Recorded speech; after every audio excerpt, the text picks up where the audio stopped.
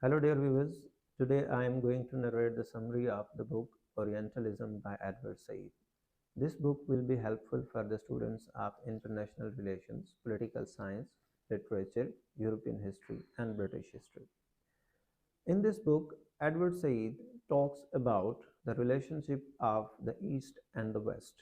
According to Edward Said, Europe had the control of knowledge, and through that control of knowledge, they created the identities of the East and the West. The East was known as Oriental, while the West was known as Occident. Through the control of knowledge, they presented East as negative, barbarian, primitive, and uneducated, while West was represented as educated and civilized. So, through that control of knowledge, they created the identities and then they attacked those countries, but on the surface level, they showed to the world that they are on a civilizing mission, that countries other than Europe are uncivilized and barbarians, and it is the duty of the white people to civilize and educate them. So, on the surface level, it was a civilizing mission, but inwardly, it was used to loot and plunder. If you look at the economic status of the colonies before the arrival of the European colonizer, they were flourishing economies and they had stable economies. But when the Europeans came to the colonies, like in Asia, Africa, America, and Australia, they looted and plundered the colonies, and it resulted in the development of Europe and the underdevelopment in the colonies. And we see that when East India Company invaded, attacked, and conquered subcontinent, subcontinent was one of the most thriving economy of the world. But when the Europeans left the subcontinent, it was one of the most poor countries in the world. Moreover, Edward Said says that through the use and control of the knowledge, Europeans got political dominance throughout the world, and they treated the people in the colonies very badly. For example, when we look at Asia, we come to know about the events like Jallianwala Bagh and Bengal famine that led to the killing of millions of people in India.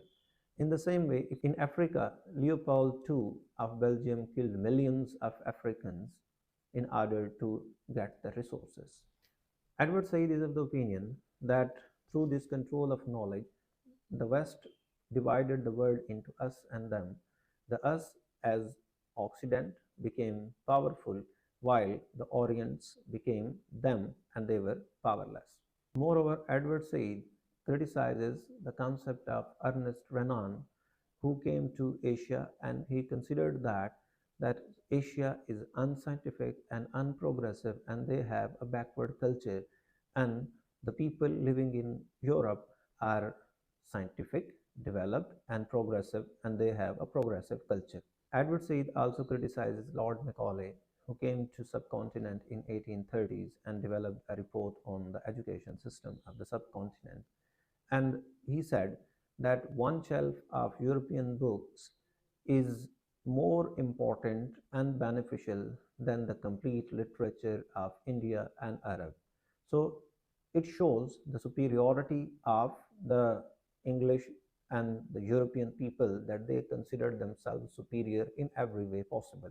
In the same strain, Edward William Lane considered the culture of Egypt as unprogressive, unscientific, and backward. Bernard Lewis also says that Middle East is inherently not made for modernity and they are backward people. So he also focuses on this lack of the Middle East to develop. So all these narratives show that the Middle East and Asia and other colonies are unable to develop, and they are unscientific, unprogressive, and undeveloped.